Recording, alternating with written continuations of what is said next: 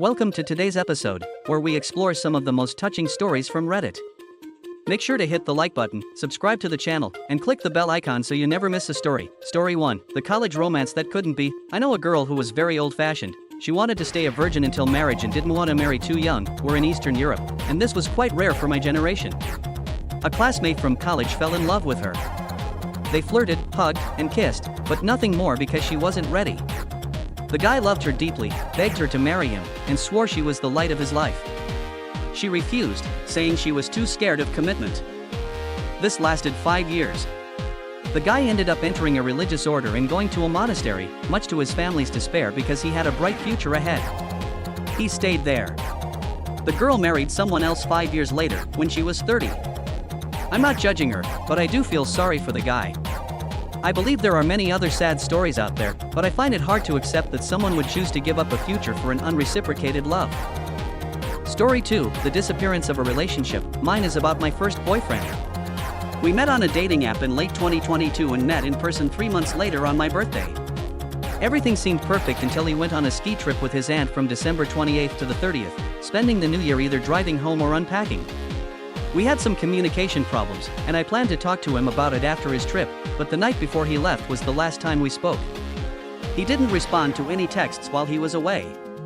When he didn't message me when he got back, I began to assume he'd ghosted me. After 16 months together, I thought maybe he had moved on, or maybe his parents found out and told him to stop seeing me. I wrote him a letter asking what was going on, and I finally got a response on January 8th. He explained that during the trip, his mother found some personal items and gave him an ultimatum to cut contact with me or risk being disowned. He wasn't in a position to defy his parents and cut contact. He blocked me and deleted all our communication. I understood, but it still hurt. I don't expect to hear from him again unless he becomes independent. It's been over 2 months, and I think I'm doing better. I'm not waiting for him anymore, I'm focusing on living my life. Story 3, the unfulfilled love. It was 2016, and he loved me the moment he saw me.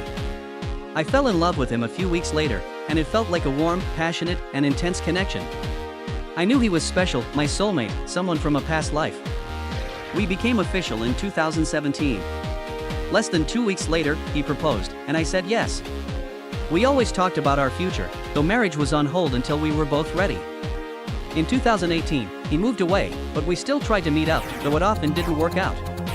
We met again in 2023, and I realized I couldn't move on. We've been through so much together. We've talked about marriage, and even though we're apart, I believe he's my true love. Story 4, the tragic loss. The saddest love story I know involves a friend of mine. She fell in love with a man when they were both young. They were college students in the US.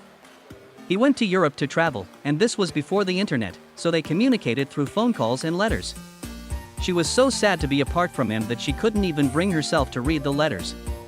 One day, he called and asked if she'd read them. She lied and said she had. Later, he died tragically in a car accident while walking in France. She grieved for a long time, and decades later, when she went through her old things, she found the unopened letters. In them, he had proposed to her. The realization came too late. Story 5, the unfulfilled love and family conflict. I knew a guy who, after struggling with mental health, reached rock bottom. He felt hopeless and alone. One day, he took a 90-day supply of medication. His sister found him and got him to the emergency room. She told him to find something to live for, and that's when he found peregrine falcons. Learning about their journey from near extinction helped him see that if they could overcome death, so could he. He became fascinated with them and made new friends through an online cam monitoring the falcons. One of them, named Nick, became someone he connected with deeply.